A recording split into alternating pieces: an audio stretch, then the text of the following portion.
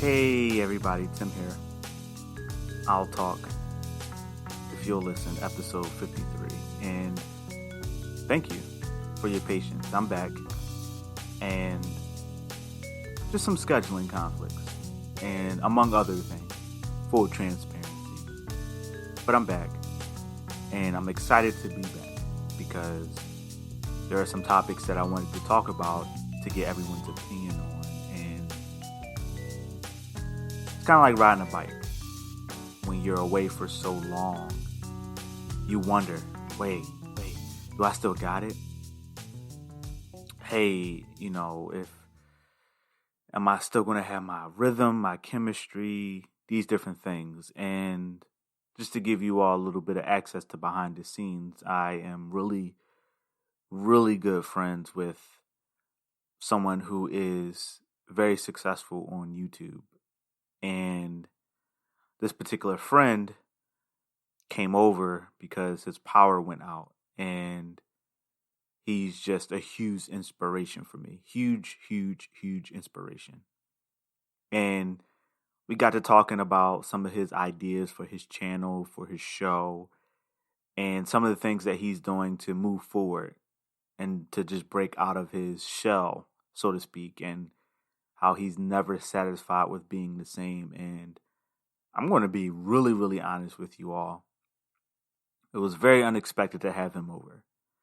His power went out. We live in the same apartment complex, and our power didn't go out for some strange reason. And he came over, and we fellowshipped, we talked, and he left probably about an hour or so after the power came on.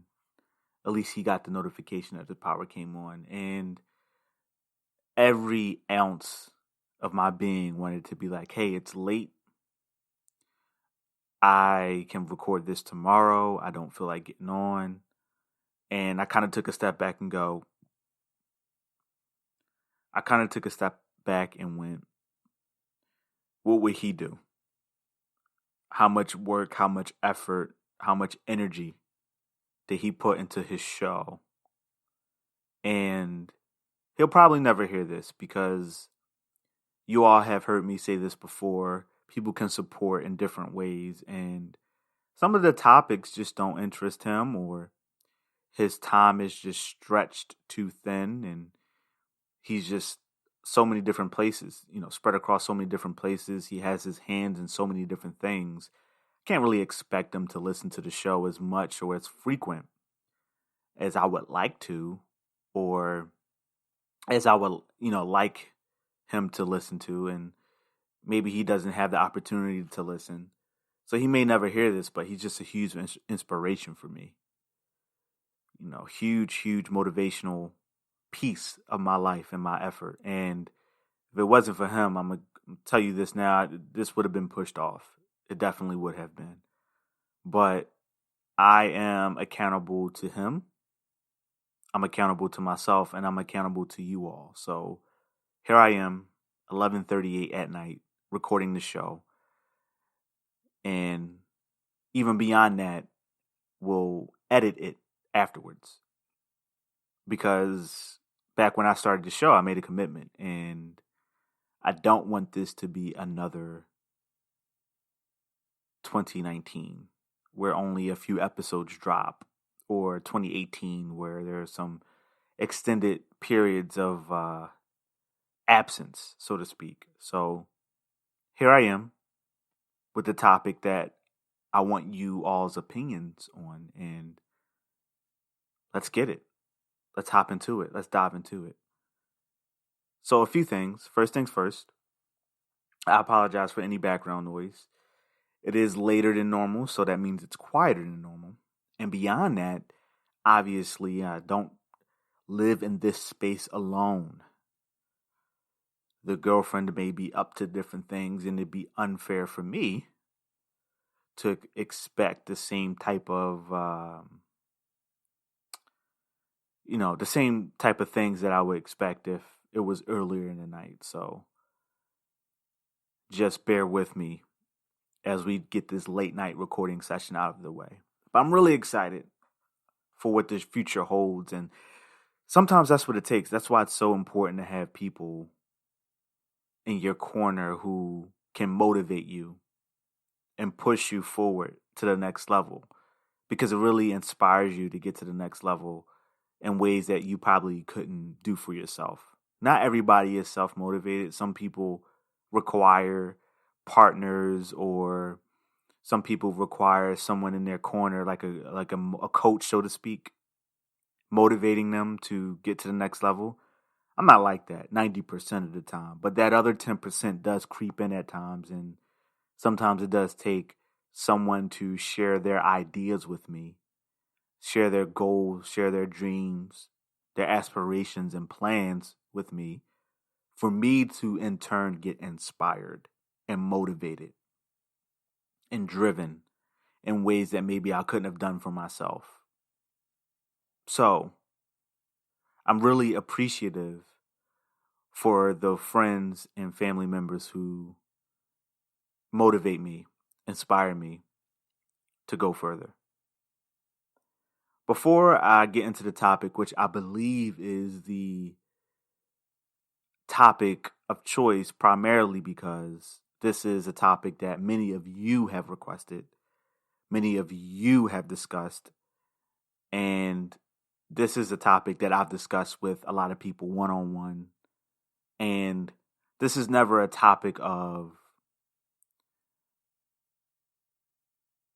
this topic never comes with it a level of calmness.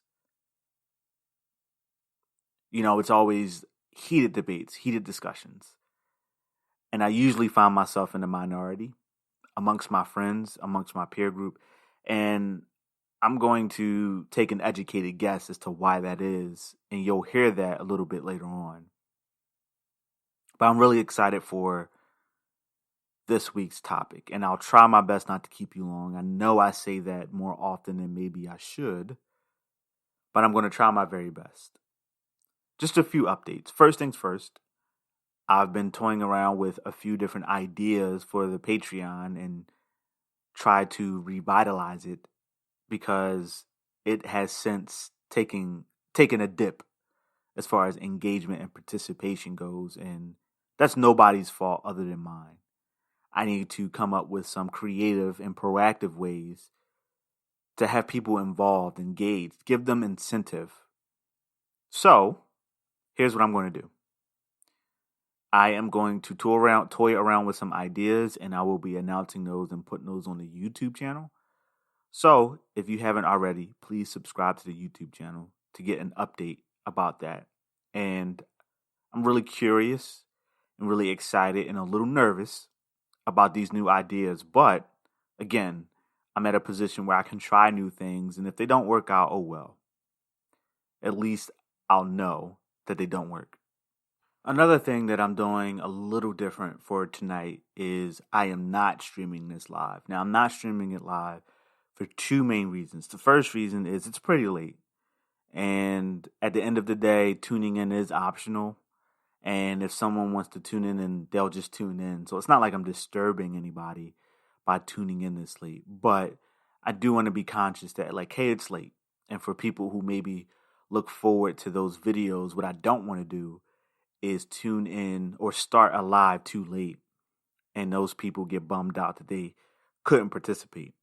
The second reason is I have a theory. Now, for those of you who have been listening for quite some time, you know that I've put in every effort possible to get to the bottom of this, like, skipping, this feedback. It's kind of like this stuttering or this skipping that you may hear in the background. And episode 52, the last episode, the most recent episode, not counting this one, was the first episode that I had with a new laptop. Now, a lot of you know I've been in the market for a new laptop, and I finally purchased one. I'm really, really happy with the purchase for so many different reasons. There are some other areas outside of podcasting that I have a responsibility to, and the laptop has been a huge help towards those areas. And I'm quite happy about the purchase.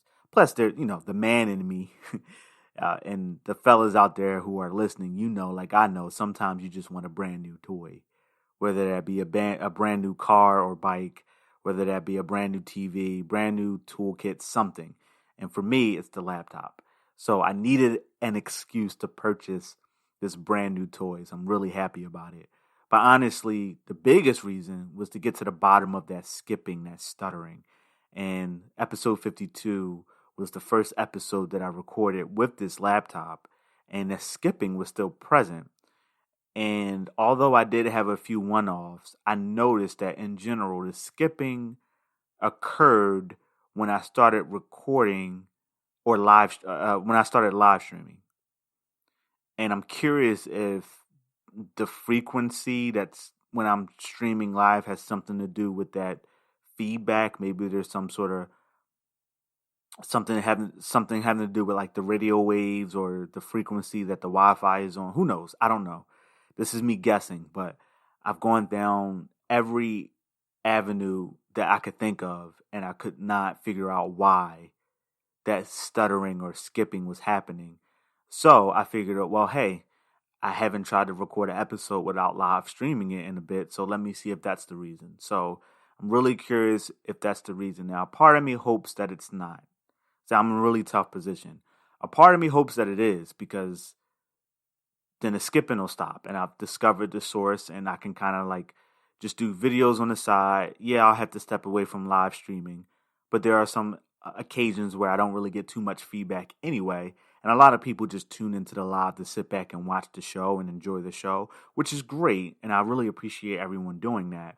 But they don't really, in between breaks, they don't really find themselves too involved.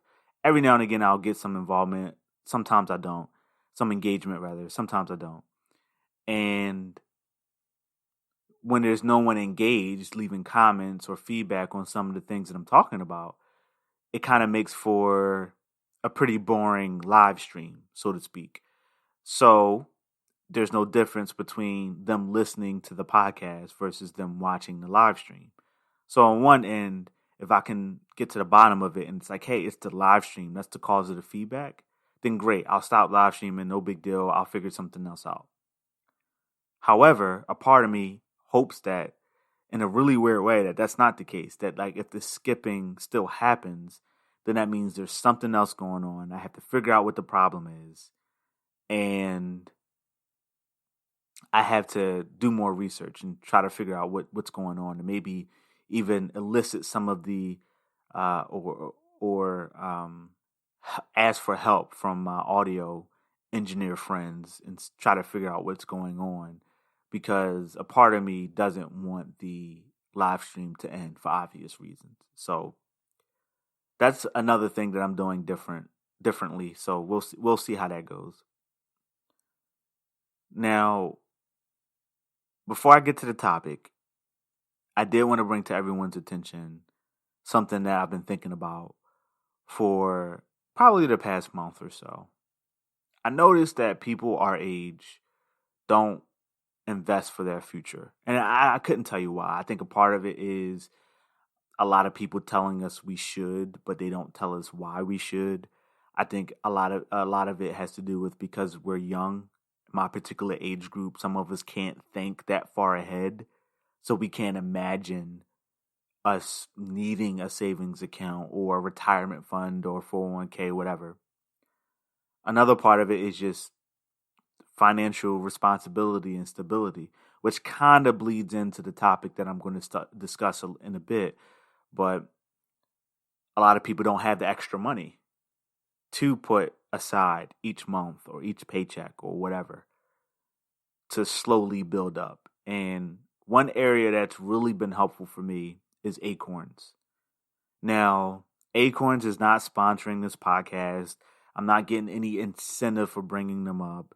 They're not writing me a check or giving me any free gifts or anything like that.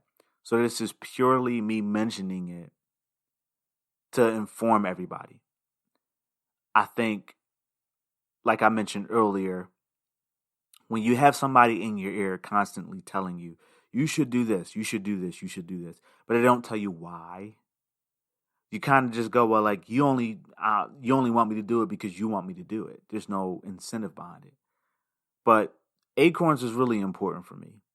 So I'm going to spend probably like the next 5 minutes or so telling you what my decision behind it was. Hopefully you can relate to it. And hopefully this will be more than just me talking about acorns and more me giving you advice. Because I wish I had somebody tell me this years ago rather than coming across it on a whim. Now, for those of you who don't know, there are three main companies out there that can help you invest in stocks and bonds and stuff like that with change.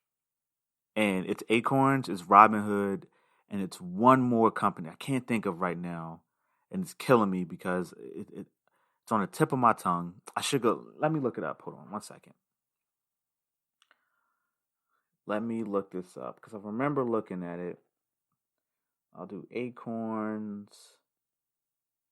versus Stash. That's what it is, Stash. So Acorns, Stash, and Robinhood are the three companies that let you slowly invest in different companies, right? And the best way I like to explain it is from the outside looking in, they're all different sodas. You know, one's Coke, one's Pepsi, and one's like Giant's brand or Walmart's brand of cola. They all, for the most part, taste the same. They're all the same thing. You get the same ounce in every can. You get the same amount of ounces in every can. But there are some subtle differences. Now, the reason I decided to go with Acorns is they take a lot of your involvement out of it. So it's great for beginners. It allows you to just pretty much say if you want to be aggressive with your investing, if you don't want to be aggressive with your investing. And from there, it kind of just does the work for you. Versus like Stash and Robinhood, it asks you a few questions, and then based on your responses, it gives you companies that you want to invest in, and then you can choose. Now, I think that's great from the sense of you kind of feel like you're a little bit in control and you can pick companies that you are familiar with.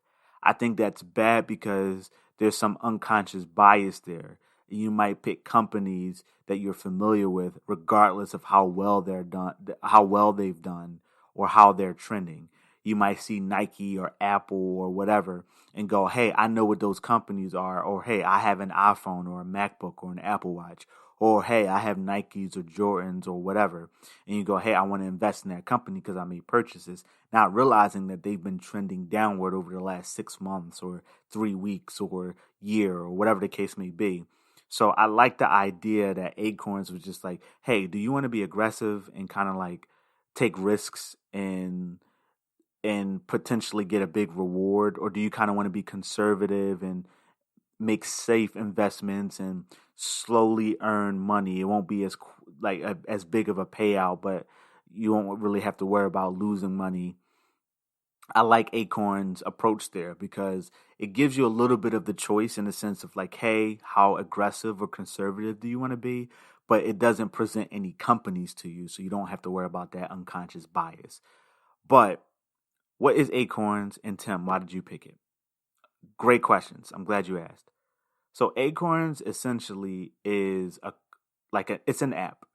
And what it does is when you link your debit card or credit card or bank account to the app, it'll round up your change to the closest dollar amount, and it'll take that money and invest it in a company or in like government bonds or stuff like that.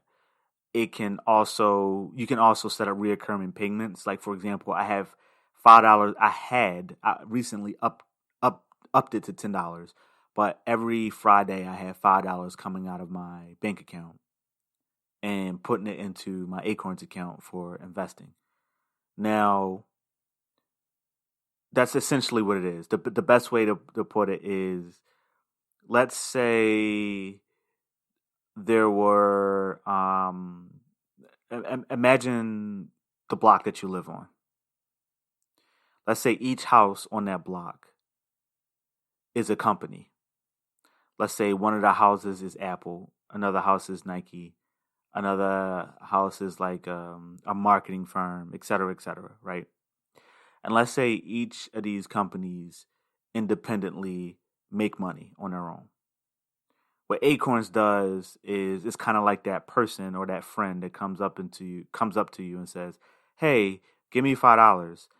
I'm going to take it to this house on your block and see if I can turn this $5 to $10." And you're going, well, hey, what do I have to do? And that friend goes, oh, nothing, nothing. You don't have to do anything. Just give me your money. I'll take it over here. And I mean, you might lose it. You might lose the $5, or you might turn your $5 into $10. And you personally go, okay, do I want to make this risk? Do I want to take this chance? And you make it.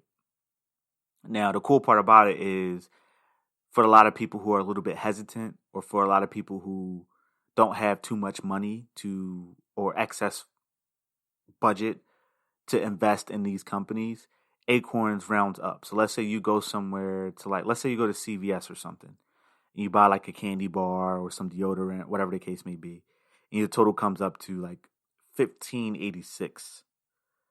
Acorns will round up 14 cents to 15, and they'll take that 14 cents and invest it into a company. But it actually, they won't take that 14 cents like as 14 cents. They'll take that 14 cents and put it into a pool. And once it hit once your that like extra change hits $5, then they'll invest it into a company. So pretty much what that looks like is, let's say you make 10 trips to CVS, you have your change rounded up to 15 to 20. So maybe one trip you have 14 cents, the next trip you have 50 cents, the next trip you have 90 cents. All of that adds up to $5, and then Acorns takes that $5 and then they deposit it into a company and invest it.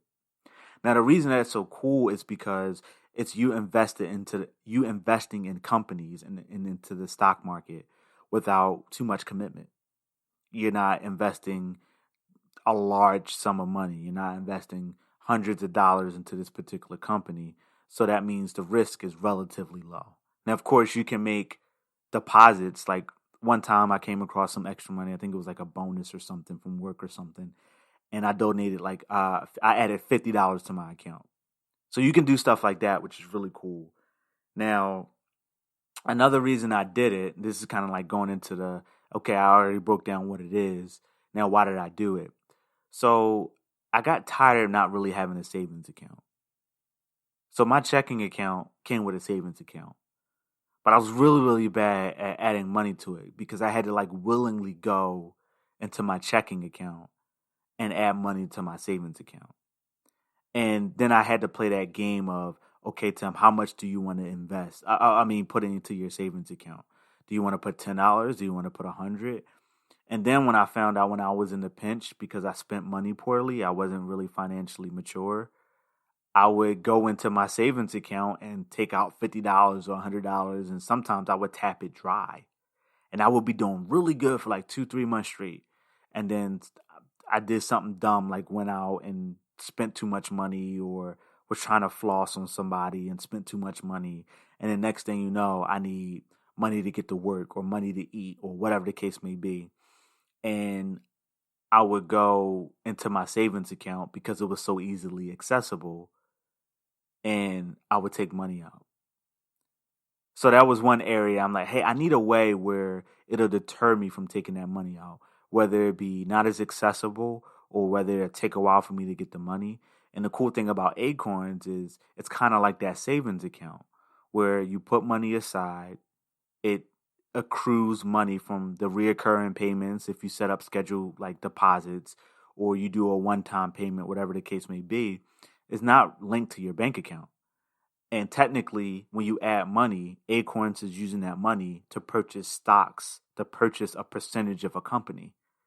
So when you go to cash out, when you say, hey, I need this money, they have to sell your stocks, your percentage of that company first, and then they give it to you. And it can take, I think it said like 3 to 7 or 5 to 7, something like that, business days. So can you imagine you being in a pinch? And then let's be honest, it's usually in between paydays, right? And you go like, hey, I need to take this money out. And Acorn sell you, like, okay, no problem, you can get your money, but it'll take like 3 to 5 business days. You're like, damn, I need this now. It's a bit of a deterrent. So I can't speak for you all, but that's what helped me. I was like, you know what? You're right. I need a deterrent. If I can't get this money right away, what's the point in trying to get it out? You know what? I'll just stick it out. I'll just eat peanut butter and jelly for this week, or just go to the market and get some ramen noodles or something like that. And yeah, I was like skating on thin ice for that week until payday. but it was a good deterrent. And in a really weird way, I was helping myself because I was able to actually build up some value and build up money in the savings account because I wasn't constantly like siphoning or hemorrhaging money from it. How many of us have been in situations where we're taking quote unquote extra money that we have and we're investing it in dumb things, like we're buying some sneakers that we don't need, or we take that trip that we didn't need to take, so now we got to put that money into our car or whatever the case may be. And now that savings account that we had is depleted. Maybe we stayed at that bar too late and now we can't get a ride home, so now we got to call an Uber or something like that.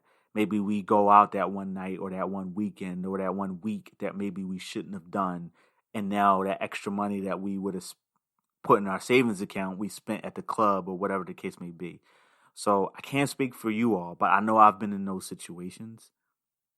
Now here's the cool part, and this is where I started to mature a little bit. Eventually, after enough close calls, I got to the point where I was like, hey, I need to get better with my savings account. I need to get better with my money. And I wasn't withdrawing from it. I was able to successfully put $5, $10, $20, eventually like $50 a paycheck into my savings account. And I didn't touch it unless there was an emergency. I didn't touch it.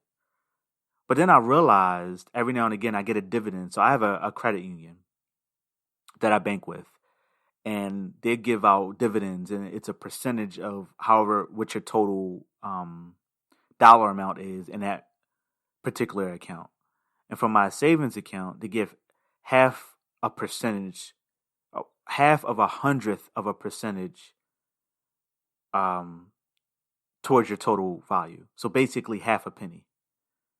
So if 1.0 is $1 and 0.1 is 10 cents and 0.01 is a penny, they give 0.0005. So half of a penny. That's how much interest I was getting. And at my point, I'm like, if I put $50 in my savings account right now and 6 months goes by, a year goes by, 2 years goes by, I'm probably going, and let's say I don't touch it, and let's say I don't add anything else to it, that money isn't doing anything. It's not working for me. It's just sitting there. And now I have, $51 in there after a year or however long. And that's just given the benefit of the doubt that the interest kind of accrues, because I'm not going to sit here and do the math on what half of 100th of a percentage is on $50. But you all get my point, right? You put $50 in there and it's kind of just sitting in there. It's not doing anything. And I think the biggest mistake and the biggest myth about saving money, especially in the millennial and Gen Z age group, is you have to tell people like, oh, put money away, put money away. Well, that money isn't doing anything, and we all know how inflation works. So think about this. You put $50 away in 2000. In 2010, that $50 ain't worth $50 anymore. And let's say you only earned like $1 or $2 in interest. You have essentially, in 10 years, less than you put in 10 years prior. Your money was never working for you. And now an emergency happens, you need that money, you take that money out, it's really not helping you. So for Acorns, it was essential for me to get the Acorns account because I've made over $100 in the course of like 2 years of free money. Like that $100 in free money, that's not my money. So yeah, I got whatever I invested in there, and it's like almost $1,000. And I'm actually going to be really transparent with you all, and I'm actually going to share that in a YouTube video upcoming. I'm not like trying to hide my savings from you. I really want you to see like this works. But so there's the money that I've been putting in there, right? So it's the money I've been putting in there, and then the deterrent of not being able to withdraw it right away when I thought I really needed it, when I really didn't. I was just like trying to get something that I probably had no business in getting. or I made a silly decision financially and I was in a pinch and I needed the money. The fact that it wasn't available right away was a huge deterrent for me. And the fact that I've made more money with Acorns than I have with my bank account. I want the $50, the $100, the $500, however much money I put into that Acorns account. I want a year from now, 10 years from now, when I'm ready to make a huge purchase, when I'm ready to buy a house, when I'm ready to get a car or something like that, like a huge purchase, I can go back into that Acorns account, which is essentially a savings account for real, and look at it and go, you know what? This has $100 in there. That's not even my money because it's my money's been working for me. So it's really important for you all to, whether it be a CD, whether it be like a Roth IRA, whether it be a 401k, whether it be a high interest savings account, something like that. It's really important that you make your money work for you. And I'm not too far from the boat that a lot of you may be in if you don't know much about it. I don't know much. My biggest exposure, honestly, is Acorns. If it wasn't for Acorns, I wouldn't know what I know now because they have really cool articles that they publish too, like blog posts and stuff that they publish that you can read up on. And it's really user friendly. And I like it because it teaches you about it speaks to you in a way as if you're not an expert. Like you're like not this financial guru. And I think it's really cool. If you are just putting money away in the savings account that your bank, whoever you're banking with, even if you're with a credit union, and you're just living off of the very minimal amount of interest that they're giving you, you're missing out on money. Again, I've earned over $100 or about $100 with Acorns. Imagine if somebody just walked up to you and gave you an extra 100. Will that help you pay your rent? Probably not, but it'll help put some groceries in the fridge. It'll help put some gas in your car. It'll help maybe you get that gift for your fiance or your boyfriend or your girlfriend or whoever. It'll help treat you to a nice dinner. So I'm really invested in this, pun obviously intended. If you've been listening this far, you know the pun is intended.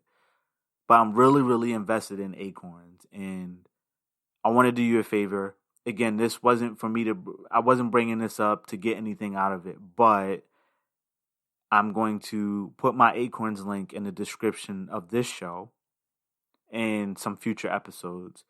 You'll get a free $5. If you use my link and sign up for Acorns, you'll get a free $5. And that $5 can turn into $20. You never know. And I think it's really cool. It could be the start of something great for you. And I tell you this, I read this book, or started to read this book, about 2 years ago. And the book said, don't go past, it was like these different steps that you should take to become financially independent. And one of the steps was like, make sure you have $1,000 in your emergency fund. And not only did I not have an emergency fund, I didn't have a spare $1,000 to even put into it. So I stopped that book. I didn't even read it for like 2 years ago. I didn't even pick the book back up because I told myself, until I get $1,000 in an emergency fund, I'm not going to continue this book. And with Acorns, it helped me to get there. I think last time I checked it, because I got some really good advice from a financial whiz that I know that says don't keep logging, because it's real easy to keep checking your balance like every day. But I mean, think about it. You're investing change. You're literally investing pennies and quarters, and in some cases dollars. It's not really going to be too much movement unless you make like huge investments. Maybe you come across some extra money. Maybe you went off of a scratch off or a quick trip to AC or something, and you put a large amount of money into your Acorns account. In general, it's just going to be a small amount. So that dollar amount really ain't going to move that much. So I got some great advice that said, hey, don't watch it like a hawk. Otherwise, you'll get disappointed. Because like 6 weeks will go by and you're like, oh, I've been putting $5 in every Friday. And then you go and look and like you made $1 and some change. You can be like, man, this is whack. Why am I doing this? But trust me, it works out in the long run. And I think the last time I checked it, maybe about like 2 months ago, I was at like $890. So it does a huge amount for you. It really, really does. And it can help you get to where you need to be. And at the end of the day, if you got to take money out of it, that's what savings are for. So you shouldn't feel too bad. But if it's towards an investment that you've been saving up for, you'll be really, really proud of yourself when you're able to take out that extra 100, the extra 300, the extra 800, the extra $1,000 that you invested in. And it could open up a gateway and like different things. Like, it's so weird to say that I own a percentage of certain companies. I get financial reports, I get like biannual reports because technically I own a piece of the company. And it's really, really cool to say that. And it's also like the responsible thing to do. So that said, I'm going to put my Acorns link in the description of this show. You'll get a free $5 and you can do whatever you want with that $5. And I highly recommend, if you're on the younger side, like if you're like 40 or younger, go aggressive. You have this thing called a portfolio. And for those of you who don't know what a portfolio is, it's basically like your folder. You know, if your library, essentially. So if somebody walked up to you and said, "Hey, what games do you have?" If you hit, let's say you have an Xbox or a PlayStation, someone walked up to you and say, "Hey, what games do you have?" Or let's say you're really big into music and somebody walks up to you and say, "Hey, what albums do you have?" And you went to your music library or your game library or your book library or your movie library and you went to go show them everything in that library. That's pretty much your portfolio. So you can change your portfolio to aggressive. Think about it. The reason you want to do it while you're younger is because if you lose a lot of money, in this case you won't because it's Acorns, but if you lose a little bit of money, it won't matter because you got more than enough lifetime to make that money back. Versus you being 60, 70, 80, you lose that money, you don't really have that much time to make it back.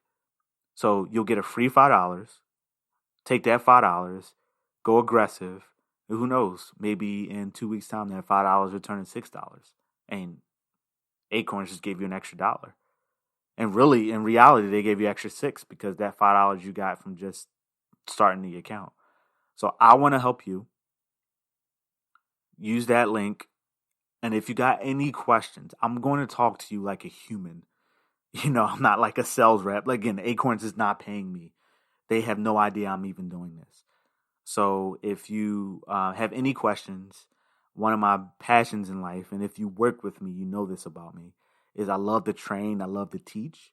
So if you got any questions about it, feel free to hit me up. Hit me up on Instagram, hit me up on the email, hit me up any way you know how to, and hit me up, text message, call me, whatever. And I'll be happy to share some advice and some insight. That said, I spent a little too long on that, way longer on that than I thought I would. But that said, I want to move on to this topic, this show's topic. So I'm going to take a small break to get everything together, and I'll be back right after this. Hey everybody, I'm back. I really appreciate you sticking around through that break, and I wanted to talk about minimum wage. I was featured on a podcast about 3 weeks ago, and we got into a heated debate about the minimum wage. And I feel like I'm in a minority, and full disclaimer, I feel like I'm going to piss a lot of you off. I feel like a lot of you probably won't want to talk to me after this, but I stand by my point. My whole life, and as I go through therapy, I am learning more and more about myself and my childhood. But my whole life, I've been a if you want it, go get it type of person. Nothing was ever handed to me for the most part. I always had to work for it. My mom wasn't extremely wealthy. She was a participant in subsidized housing. The state paid our rent.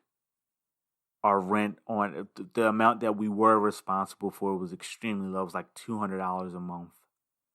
And we got food stamps, the whole nine. So my mom wasn't really swimming in the dough. What I had to get, I had to buy my own uniforms for school. I had started work at a very early age. I started work at 14 years old. And I had to work for everything that I wanted. I had an extremely fortunate career at my previous job. I like to think that I have a fortunate career at my current job.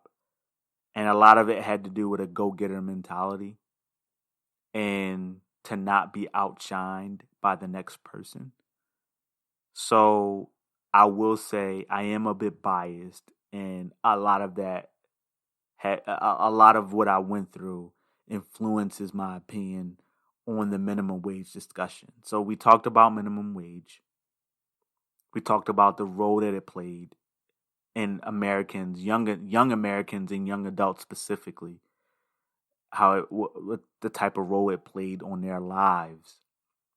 And I was probably in a group where a lot of people may feel this way, but they don't really voice it because it's not the politically correct thing to say, or it's not the popular opinion. But you all know, like I know, this show has never been about the popular opinion. It's been about that other perspective, that other insight that maybe you either don't want to be exposed to or you just currently aren't exposed to. So, minimum wage. Right now in Pennsylvania, the minimum wage it actually mimics the federal minimum wage, which is $7.25. Now, you and I can both agree that is not a livable wage. I totally agree there.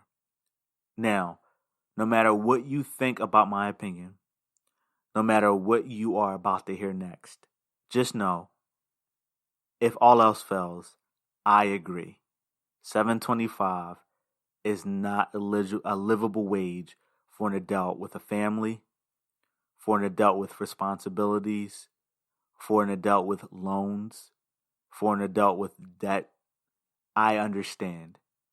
I'm saying this now because when you hear my opinion, you're going to think I don't understand. So let me tell you all now, yes, I understand.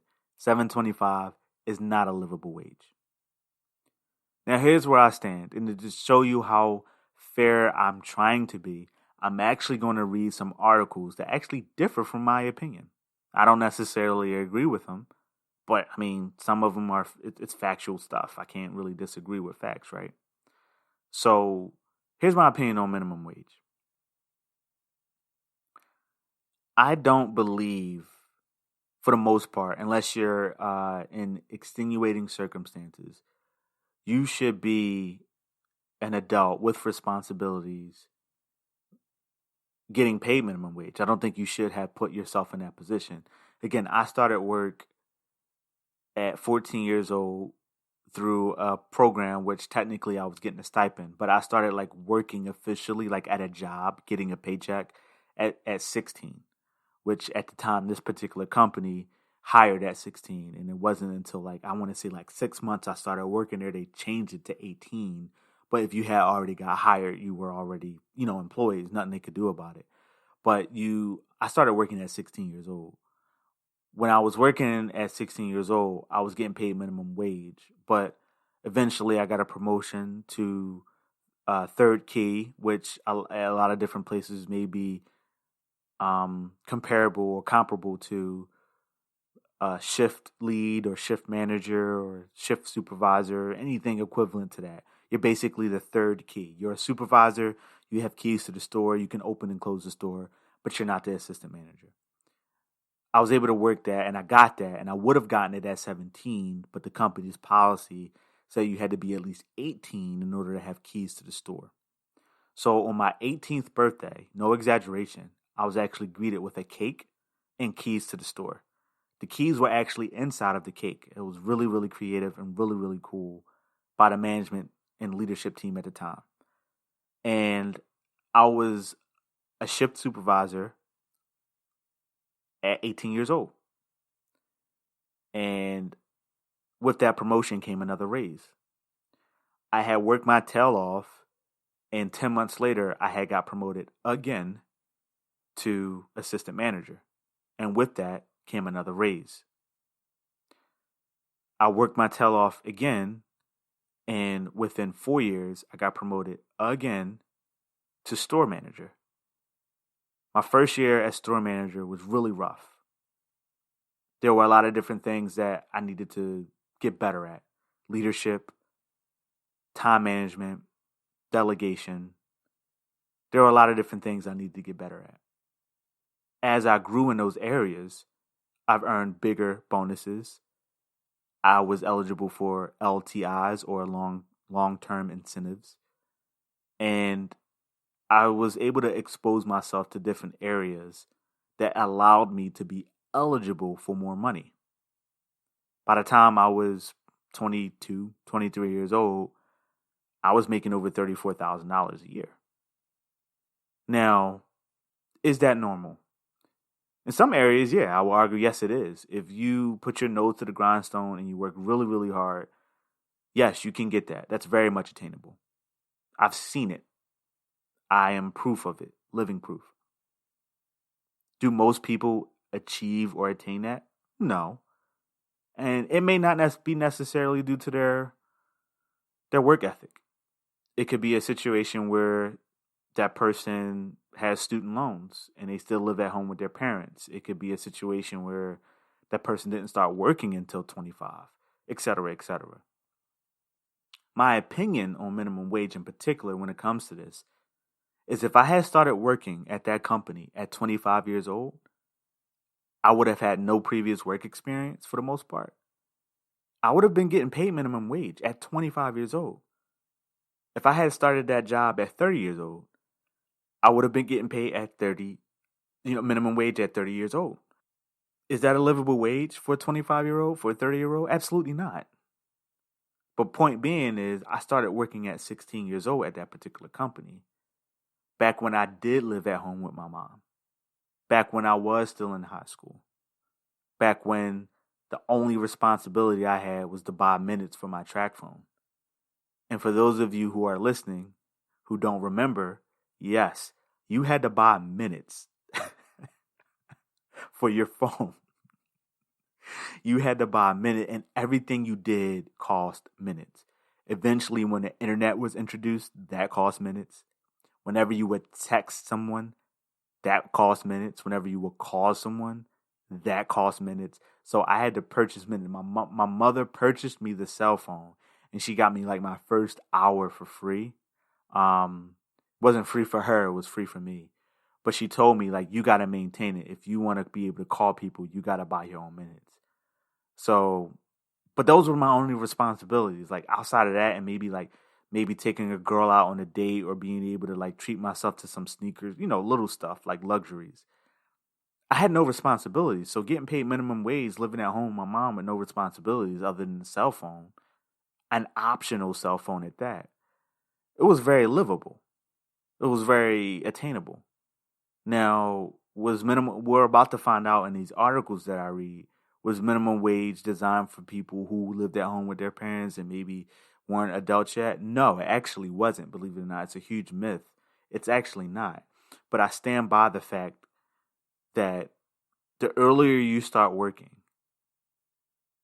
the more opportunity that you give yourself to make more money as you get older, as you get those responsibilities. And maybe you go to college on student loans, and you come out of college and you got to pay Sally Mae. You don't necessarily get to work in the field that you wanted to. I knew someone who went to LaSalle University, which is a very expensive university in the Philadelphia area, who I think the tuition was like $40K a year or something along those lines. End up coming out and end up being like a shift supervisor at Walgreens, and didn't get into their field until like 3 years later.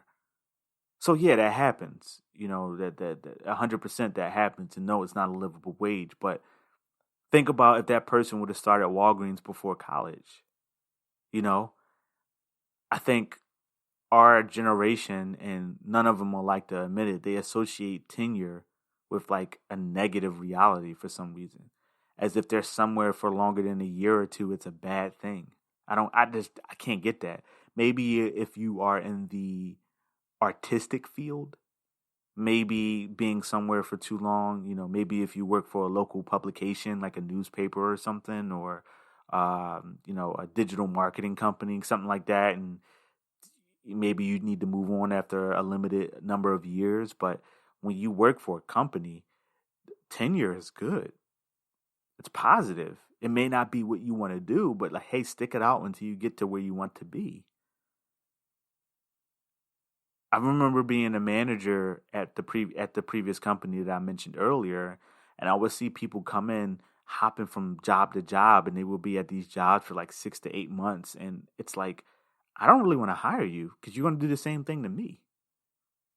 And at the end of the day, do what you want to do. If you're working somewhere and you don't like it, you don't feel it, that's fine. I mean, you don't work for a company, you work for people. So odds are you're probably leaving because of the people you work with and work for. But at the end of the day, that's your right, that's your prerogative. But just understand that if you're leaving companies after 6 to 8 months and you're doing that for like 5 years straight, you're not going to be making as much as maybe you would have made if you stayed at that company for those 5 years. So that student who has student loans, who had to get a job at Walgreens to pay off those student loans and eventually get into the field of study that they studied at in college, if they were at Walgreens for, maybe those 2 years of high school and those 4 years of college, maybe it'd be a little bit different. Just throwing that out there. And I know a lot of you right now are like, hey, that's unrealistic, or I didn't like that job, or maybe some of you are getting defensive because you feel like I'm talking about your situation in particular. Here's what I'll say. I'm not talking about you, but hey, if the shoe fits, wear it. But I'm just saying, like, my biggest argument on that podcast when I was arguing about minimum wage and a livable wage, a lot of it was the lack of accountability. One thing that really, really bothers me as a person is the lack of accountability.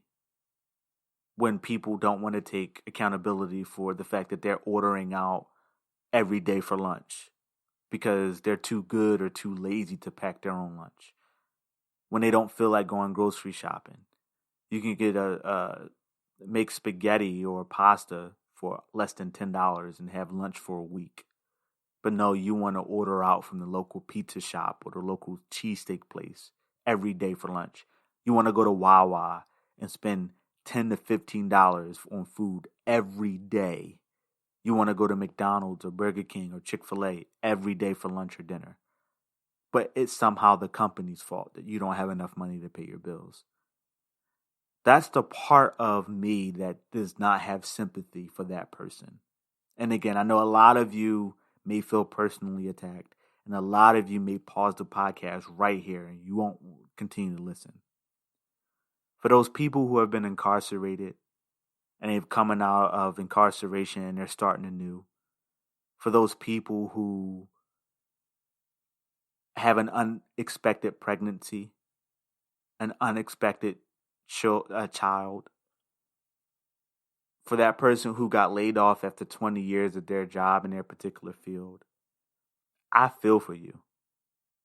And I'll be right there alongside with you saying, no, we need to raise the minimum wage to whatever it needs to be so I can pay rent, so I can put food on the table, so I can feed and put diapers on my baby.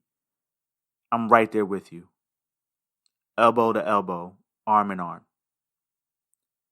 But for that person who didn't start working until 28 because mommy and daddy paid for everything, to that person who has their boyfriend or girlfriend pay for their cell phone bill, for that person who has the older brother or older sister or whatever the case may be, pay for your food and pay for your car, to that person who is too good to go to Walmart and spend $10 on pasta, spaghetti sauce, and ground beef and make a meal for the week, at least cover lunch.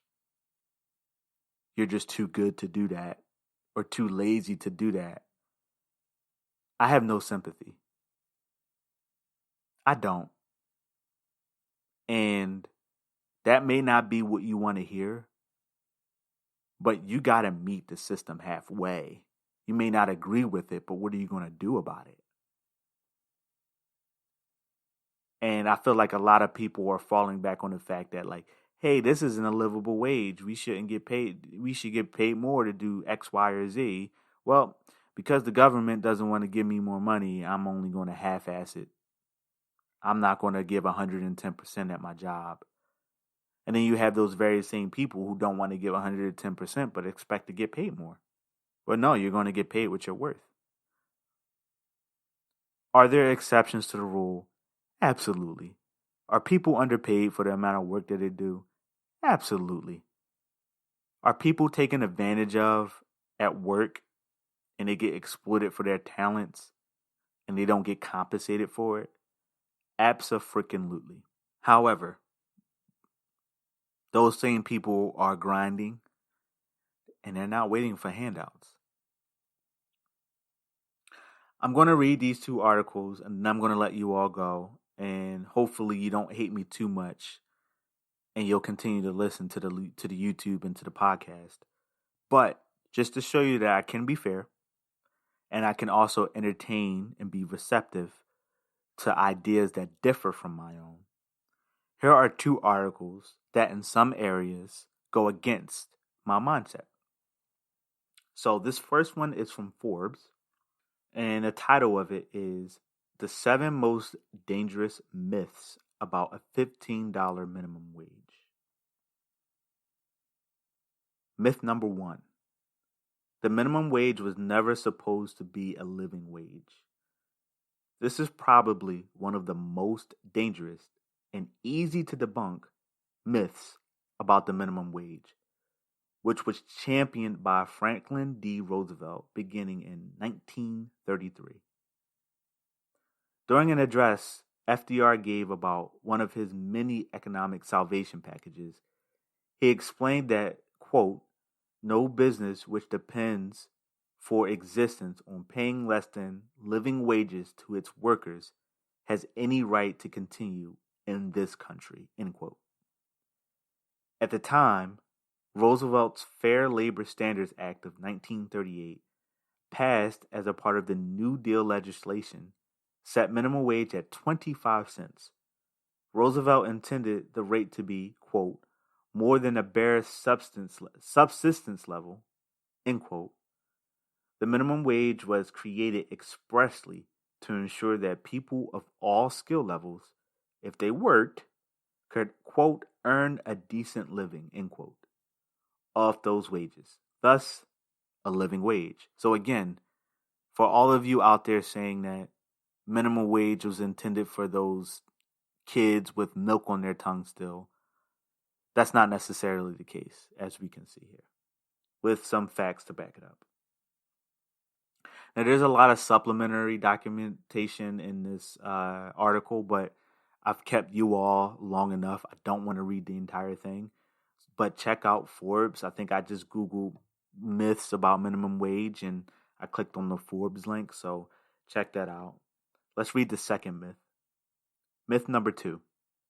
An increase in the minimum wage won't help anyone if all other costs go up too. One assumption about increasing the minimum wage is that it will force the cost of living to increase at the same rate. This isn't really how economics works. A 2013 study by the Chicago Fed found that increasing the minimum wage even just to $9 will increase consumer spending by $28 billion. When spending, i.e. demand, increases, manufacturers and other purveyors of goods and services can actually charge less or at least avoid increasing their prices because they're increasing overall revenue. Myth number 3. An increase in the minimum wage is bad for employers. Paying a higher wage to employees can also help employers cut costs in other ways. According to the Center on Budget and Policy Priorities, quote, beyond simply supply and demand theory, end quote, reads a comprehensive report on the economics of raising the minimum wage, quote, increasing the minimum wage may also spur businesses to operate more efficiently and employees to work harder, end quote. Myth number 4, $15 is a random number. Why not $20 per hour? Why not $50? Critics have asked. And the answer is simple. Because those who are fighting for an increase in the minimum wage are being pragmatic, not bombastic. Wages of $10.10 federally and $15 in cities with a high cost of living, like New York and Seattle, are hourly dollar amounts that raise workers above the poverty line and increase their purchasing power, while also being feasible for businesses. Researchers from the Policy Research and Economic Institute at the University of Massachusetts, Amherst, proves that these increases are absolutely possible without job loss.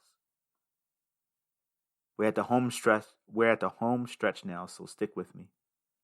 Myth number 5. It will cost us jobs and raise unemployment.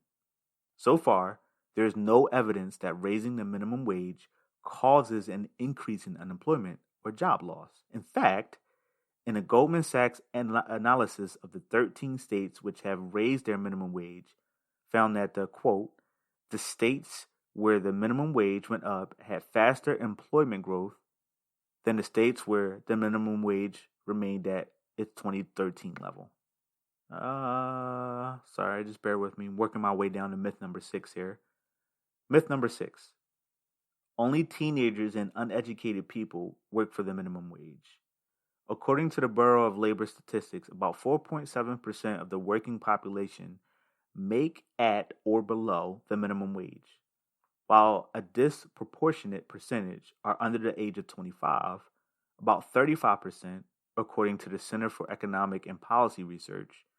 The population who would benefit from a minimum wage increase is, on average, 35 years old. 88% are over the age of 20.